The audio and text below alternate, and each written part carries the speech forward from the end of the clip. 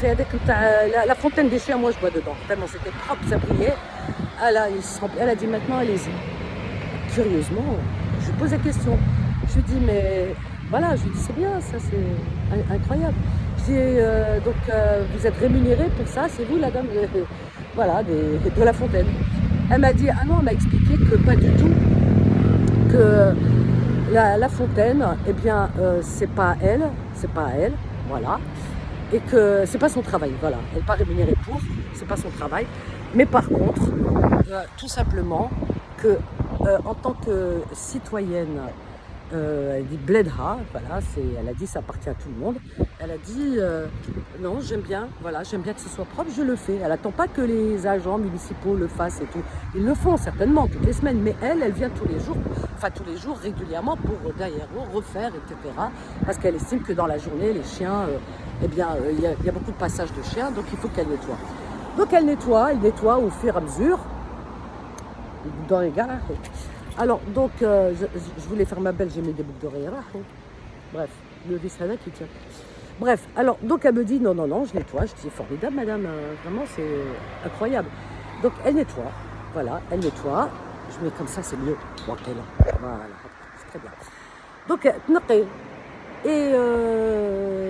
Et elle ramène le détergent, elle ramène l'éponge, tout ce qu'il faut, et puis ses muscles, quoi, ses bras. Voilà, et elle nettoie. Alors, j'ai trouvé ça formidable. Je lui ai dit, vous habitez à côté? Elle m'a dit, ah non, même pas. Elle habite à l'autre bout de la ville, elle prend un bus qui l'amène jusque-là pour nettoyer. Adélie, voilà ce qu'elle fait, cette dame. Voilà, vous vous rendez compte? حنايا يرميو في الزنقه là-bas في البلاد. Ils jettent, tout le monde jette, personne ramasse mais tout le monde jette.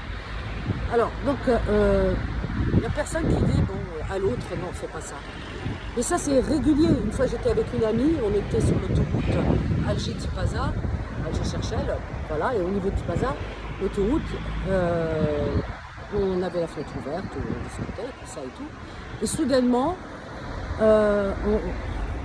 voilà, il y a un objet qui arrive sur le pare-brise et mon amie, celle qui conduisait, donc elle reçoit en pleine face comme ça, puis moi aussi j'étais assise à côté. C'est surprenant avec la vitesse et tout, c'est surprenant, donc on a eu peur, on s'est dit qu'est-ce que c'est comme ça, donc ça aurait pu déstabiliser la conductrice et l'accident serait arrivé. Alors, donc, qu'est-ce que c'était? C'était un reste de sandwich. Donc, les gars, la voiture qui nous précédait, le mec, il avait fini de manger son sandwich. Voilà, la moitié du sandwich, il remarque par-dessus la fenêtre. Il est venu atterrir sur notre pare-brise. Voilà, donc elle a accéléré, elle voulait attraper le mec. Et puis je dis, laisse tomber, avec qui on va parler là? S'il a été capable de jeter son sandwich, là, il est capable de tout. Bref, voilà le bled. Celui qui aime son pays, voilà, comme cette vieille dame dont je vous ai parlé. Comme là, je vous montre le sol, ici. Celui qui aime son pays, il le veut propre. Donc ils ont beau dire, ah oui, l'Algérie, on aime. D'où vous aimez l'Algérie? Si vous aimez l'Algérie, vous nettoyez. C'est tout. Alors il y a le Hokoma. Encore. Hokoma, vous dites de jeter les sachets par terre. Hokoma, elle vient derrière vous dans les plages pour quand vous jetez des détritus, des bouteilles, des canettes. Hokoma encore. Franchement, quand vous jetez par la fenêtre de chez vous, parce qu'on a vu ça aussi, des ordures, c'est le Hokoma aussi qui vous envoie. Hokoma, peut-être elle en a marre de vous. Moi je dis, le Hokoma, il faut qu'ils sévissent. Ils ne sont pas assez sévères. Parce que ici, tu jettes un papier de chewing-gum, tu te prends une amende, mais carabinée. Alors donc, moi je trouve qu'ils ne sont pas assez sévères en Algérie, la vérité. Donc moi je dis à Al-Hokoma justement d'être plus sévère, voilà, des amendes, parce que quand on touche au porte-monnaie, les gens ils comprennent peut-être un peu mieux. Donc voilà, Hokoma qui nettoie et qu'ils ne vous empêchent pas d'aller à la plage, ils vous donnent toutes les possibilités, mais ils abusent. C'est le qom qui est arrivé en Algérie, parce que Zmen, c'était pas ça, c'était propre. Avant, on venait, la vérité, les rues, tout ça allait. Mais là, je ne sais pas d'où ils sont sortis. La vérité, on a l'impression qu'ils sont sortis sous terre. Qom jdid, Hadjoudj ou Madjoudj, on entendait parler de Hadjoudj ou Madjoudj, Gog et Magog. On pensait que c'était des légendes. Non, ce pas des légendes. Khardou, ils sont sortis de sous terre. Gog et Magog, ils sont avec nous. Voilà, alors on fait bled, ils ont commencé par l'Algérie, les autres, il faut qu'ils fassent attention. Non, c'est terrible. vraiment. Et en parlant d'Algérie, de tout cœur avec les sinistrés, avec les victimes de ces incendies. Il y a eu des incendies partout cette année, comme en Europe d'ailleurs, partout, Europe du Sud, etc. Et ici en Espagne, c'était une catastrophe, l'Espagne, vraiment. Donc on n'a pas arrêté de nous montrer des images, etc. C'est une cata. En France, pareil, tout le Sud. Et l'Algérie n'a pas échappé, bien sûr, comme tous les ans, c'est la canicule, la chaleur, les vagues de chaleur qui ramènent et puis le manque de civisme aussi des gens, puisque les gens, eh bien, encore une fois, le verre, ça fait effet miroir, hein, je sais pas comment ils appellent ça. Donc quand ils jettent des bouteilles de verre, ça s'appelle, oui, voilà, on sait ce que ça donne. Donc le fer, le métal, etc., le plastique, voilà, les gens ils jettent. Voilà, ok, il y en a qui, voilà, des pyromanes, comme partout. Malheureusement, il y en a ici aussi, il y a eu ils ont arrêté un pompier, vous vous rappelez, pyromane, pompier, un pompier privé, un pompier bénévole, pyromane. Vous voyez, voilà, on n'est pas à l'abri de fous, hein, Football comme ici, hein, on ne peut pas dire que Football il y en a plus, mais ceci dit, en tout cas, de tout cœur avec les sinistrés, de tout cœur avec les Algériens qui ont été touchés par les victimes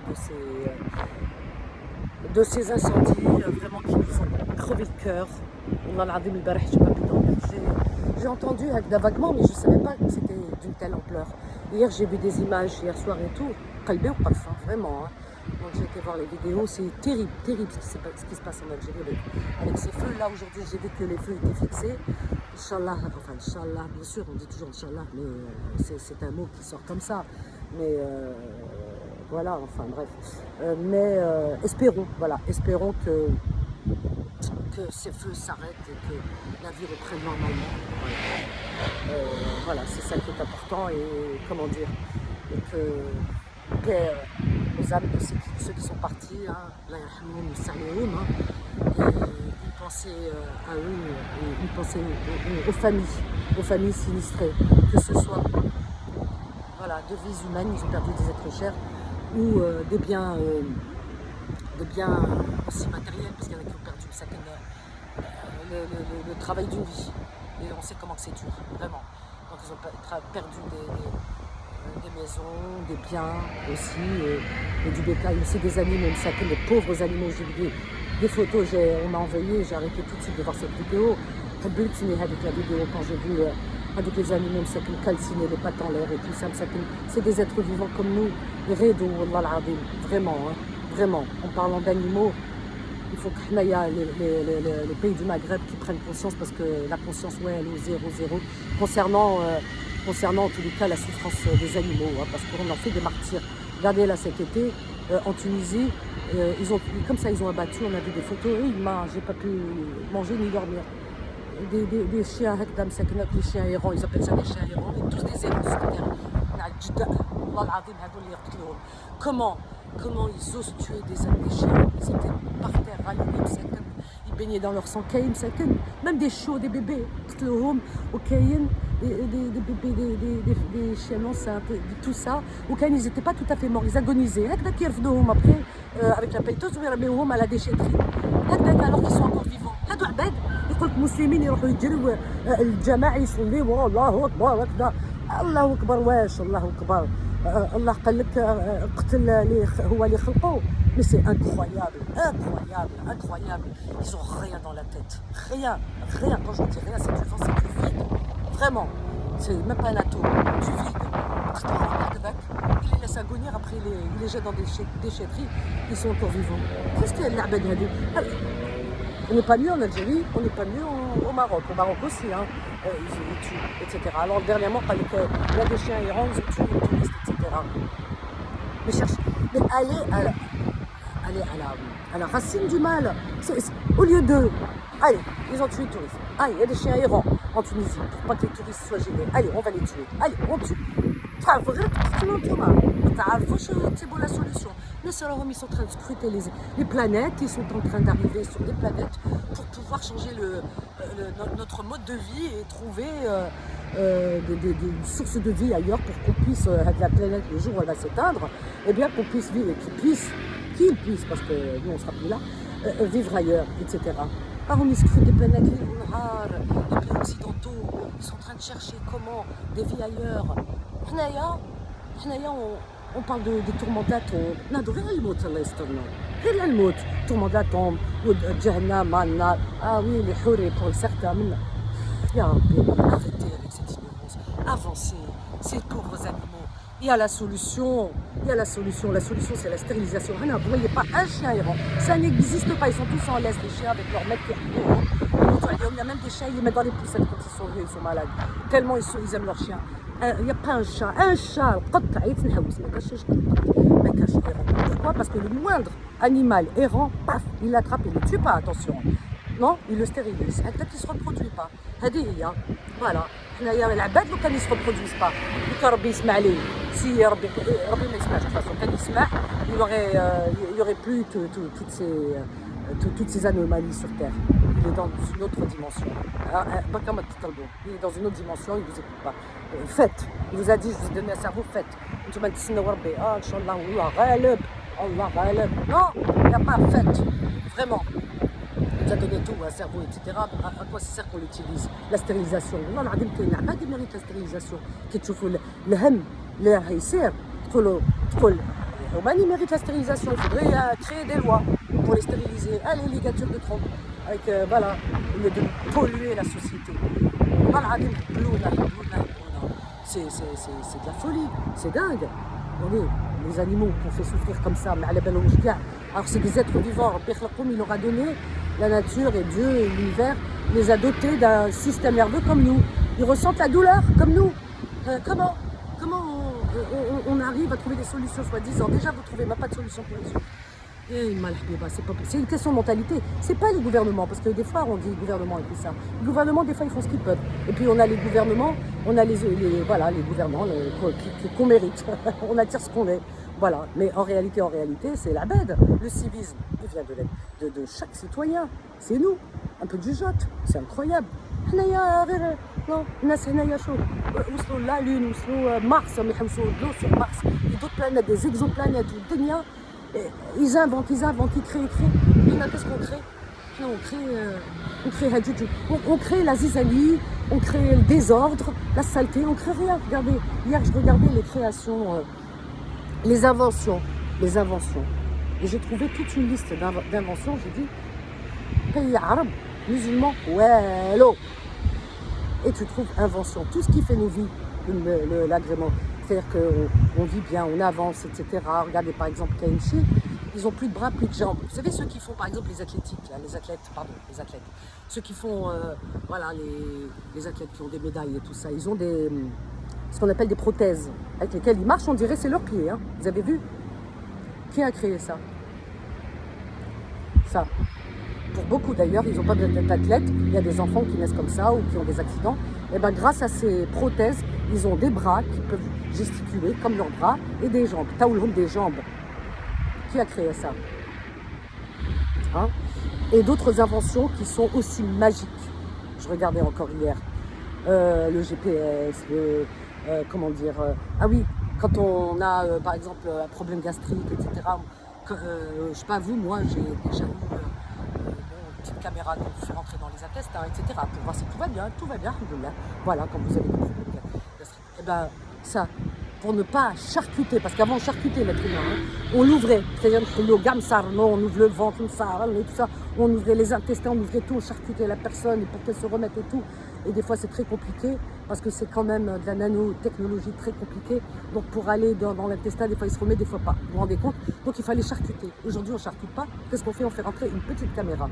Une caméra qui sonde à l'intérieur ce qu'il y a, ce qui se passe, etc.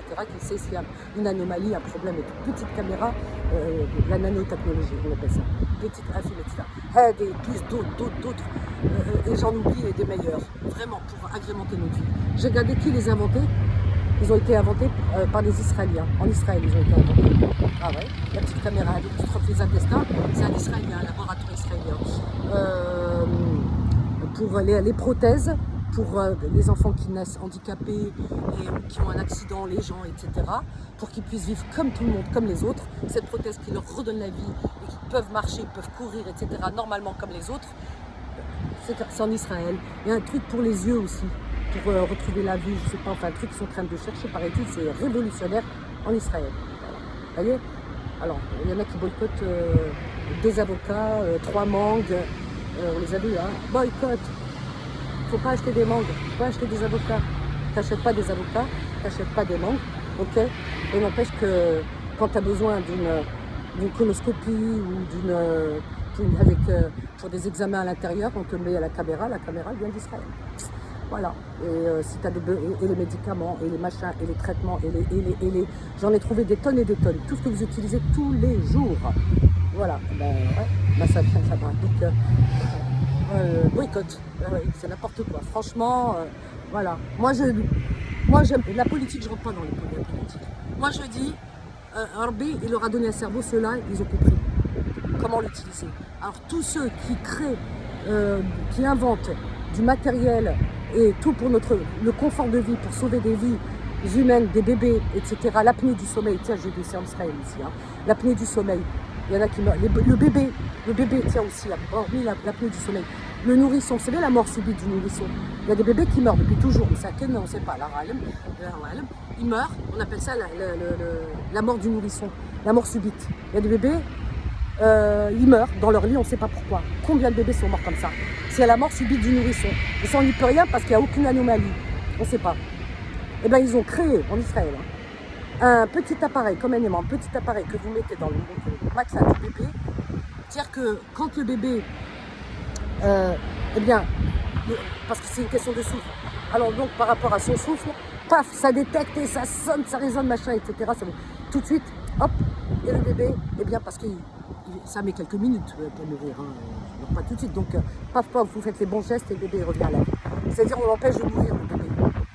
On a trouvé la solution à la mort subite du nourrisson. C'est avec le gouvernement d'Israël. Voilà. Donc, boycotter comment on appelle ça, les avocats et les mangues et les oranges. Mais je serais bien content que vos bébés soient sauvés, voilà, et tout le reste que vous utilisez tous les jours. Hein. Je ne peux pas vous les énumérer tous, mais c'est plus qu'étonnant. Hein. Le GPS, tiens, arrêtez le GPS. Hein. Le GPS, ça rend service, la vérité. Après la GPS, tout. Mais, Finarel Hadra, du vent, du vide. C'est tout, voilà. Donc avancez, créez, inventez, étonnez-nous. Voilà, vous avez un cerveau, comme eux, comme tout le monde. On nous a donné un cerveau. Donc, on en fait quoi? Voilà. Ah non, c'est la faute du gouvernement. Non, tu fais des études, tu peux travailler, tu peux avancer. Voilà, dans la vie. Voilà, et tu peux faire beaucoup de choses, même ailleurs. Tu peux créer ici et comment dire, investir chez toi et faire des choses. Personne ne t'en empêche. Là, c'est du vent, c'est ça. Moi, c'est ça qui me met en colère parce qu'en vérité, je suis fière de nos ancêtres. Parce qu'ils ont lutté, ils se sont battus pour libérer, par exemple, leur pays, pour beaucoup de choses, pour nous donner des valeurs, pour nous donner des... Enfin, moi, je suis fière d'eux. Mais aujourd'hui, l'héritage, voilà. La suite, voilà. La plupart, hein, pas tous, mais les enfants tirent la rideau, pas d'éducation, mais c'est pas derrière leurs enfants, c'est Terre Mostra, c'est... Vous voyez tout ça? Mais c'est des vérités. Il y en a qui vont dire, ah ouais, mais comment? Et elle défend les autres et machin, etc. Mais non, mais je ne défends personne, moi. Je ne déteste personne et je n'aime personne. Voilà, comme ça, au moins, c'est clair. Manhab mankara. Juste, je dénonce. J'essaie de réveiller les consciences en disant, mais réfléchissez. Comment vous réfléchissez? On vous pousse à réfléchir, mais d'une manière incroyable. Oui, c'est normal, vous allez sur YouTube. Et sur YouTube, vous avez quoi? Là, vous avez tout simplement comment dire, des ignares qui vous rendent encore plus ignares qu'eux. Ils vous disent, oh non, on vous parle du paradis, du machin, etc. De quel pied vous rentrez dans les toilettes. Pendant que les autres, regardez ce qu'ils inventent, hein, pour marcher. T'as pas de pied, je t'invente un pied. Je te mets ça. Ton bébé va pas mourir. Parce que j'ai inventé ça. J'ai inventé ton confort de vie, des médicaments, des systèmes, des machins, etc. Tout ce que tu utilises, je te l'invente, etc. Je te mets à ta disposition pour faire de toi un être qui vit dans le confort. Ouais, oui, et les autres, qu'est-ce qu'ils vous disent sur Internet avec les barbus, là? Comment tu rentres? C'est ça les informations que vous cherchez? Comment, de quel pied tu dois rentrer, gauche, droit, dans les toilettes? Parce que si tu rentres du pied gauche ou droit, j'en sais rien, alors connerie, eh bien ça te mène en enfer. Voilà. Qu'est-ce que tu te dans... Comment tu rentres dans les toilettes, on t'apprend. C'est ça dont on vous parle. Vous vous rendez compte? Vous écoutez ça? Moi j'ai entendu des gens des fois appeler et dire si je me lave la bouche, etc., si j'avale ma selle pour le ramadan, ça passe ou pas? Ah, on en est là, c'est des questions comme ça. Hein. Si je me lave la bouche avec du dentifrice, nadafa ya Rabbi, bien sûr tu te laves. Et si je fais ceci, et si je fais cela, je rentre dans les toilettes du pied droit, du pied gauche, si je mets hachakoma, si je me nettoie, etc., est-ce que je me nettoie avec la main droite ou la main gauche? Et comment? Et patati, et patata. Et les femmes, hein, il ne faut pas, hein, si je touche une femme comme ça, il faut que je fasse les ablutions parce que c'est... Aïeona, vous écoutez ces gens-là, moi la vérité, moi je suis du côté, j'écoute, et j'apprends du côté des gens, il y a un homme l'elm, ceux qui possèdent la connaissance. Moi, ceux-là, ils me battent. Moi, je lis, vous savez, jusqu'à 2h, 3h du matin, je suis dans mes bouquins, je suis dans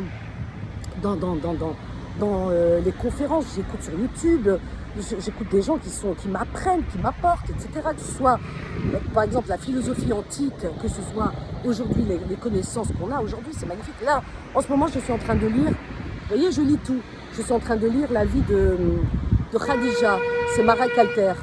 Marek Alter, qui est un écrivain, j'aime beaucoup, en tout cas son style. Donc il a écrit sur Khadija et sur Aïcha, les épouses du prophète. Donc j'ai commencé par Khadija. C'est chronologiquement parlant, je vais être cohérente avec moi-même. Donc la première épouse et la dernière Aïcha. Donc c'est magnifiquement écrit, vraiment on vous donne, ça vous transporte dans une époque et en même temps ça vous fait... Je sais pas, ça me fait rêver, c'est magnifique, belle description et on a l'impression de vivre à cette époque et c'est magnifique la vie de cette femme Khadija qui était une femme forte, qui était une femme avant-gardiste, qui était une femme très intelligente et qui avait un tempérament de bonhomme, de mec hein, pour vivre en tant que veuve, etc. à son époque et fructifier l'argent de son mari. C'était une femme vraiment merveilleuse hein, qui n'avait pas l'intention de se marier. Hein. Elle a rencontré bien sûr un homme merveilleux, elle l'a épousé. Mais avant, il faut lire la vie de Khadija, je suis en train de la lire. Très honnêtement, je comprends pourquoi le prophète finalement est devenu ce qu'il a été quand on est marié à une femme aussi exceptionnelle. Voilà, donc je lis la vie de Khadija, si vous voulez lire Marek Alter, c'est juste exceptionnel. Et à la suite, je lirai la vie de Aïcha aussi. Voilà, vous voyez, je lis tout. Hein, je ne suis pas une réfractaire en disant non, je suis extrémiste dans mes idées, dans mes pensées, mais pas du tout. Voilà, j'ai une foi en Dieu, mais qu'en Dieu, hein, les religions, j'ai mis ça de côté, parce que pour moi, les religions, il y a beaucoup d'hommes qui sont passés par là et qui ont tout déformé. Donc voilà. Mais je suis pas quelqu'un d'obtus, et bien au contraire, je lis tout, j'essaie de comprendre, j'ai beaucoup d'admiration pour Khadija, cette femme, vous voyez, je me reconnais finalement quelque part en elle, je me dis voilà l'exemple de femme qu'il faut suivre, et d'autres femmes notamment comme Olympe de Gouges qui a sacrifié sa vie pour qu'aujourd'hui nous soyons des femmes libres, etc. Vous voyez, je pioche un peu partout là où je trouve, disons, de l'intérêt et de l'intelligence et matière à réfléchir surtout. Voilà. Arrêtez d'aller sur YouTube et écouter vos chioufs là, machin, qui vous disent tu rentres dans les toilettes, tu sors des toilettes, Jahannama, les tourments de la tombe. Eh bien, il n'y a pas de tourment dans la tombe. Quelle tombe? N'importe quoi. S'il n'y a qu'une seule réalité dans la tombe, il y a les vers qui nous attendent. Ça, c'est la réalité, c'est tout. Arrêtez d'aller dans les... Franchement, élevez votre esprit. Allez vers le meilleur, lisez ce qui vous élève, qui vous glisse vers le haut. Faites de notre communauté une communauté vraiment de lumière. Vraiment. Sortons de la caverne. De l'allégorie de Platon. Parce qu'il y en a, ils s'enferment, mais le pire, c'est qu'ils engendrent et ils enferment les autres avec eux. C'est ça qui fait mal. Moi, je me bats contre ça, parce qu'ils tirent vers les autres, vers la caverne. Comme la caverne, et voilà. Voilà, chers amis, eh bien, assez parlé. Il fait très chaud. Vraiment, il fait très chaud, il fait bon.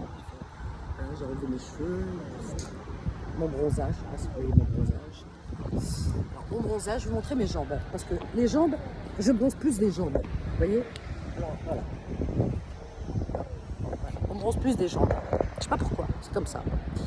Voilà, chers amis, eh bien écoutez, je vous souhaite en tout cas le meilleur. Et si vous êtes en vacances, eh bien, je vous souhaite de passer de bonnes vacances. Et si vous rentrez bientôt, je ne sais pas comment me mettre pour que vous voyez. Et si vous rentrez bientôt, eh bien, je vous souhaite une bonne rentrée. Moi, je rentre la semaine prochaine, hein, voilà, en fin de semaine. J'ai encore quelques jours. Quelle joie, quel bonheur. Voilà, j'ai envie de rester ici. Ou tout à l'heure, je vais rester. Je vais réfléchir. Ici, il fait tellement bon vivre, on est bien, je suis loin de toutes les actualités, tout ça, puis la météo Paris, le gris, le Tonia et tout. Franchement, je me tâte. On verra, peut-être que... On verra. Je plaisante, allez, à bientôt, je vous aime.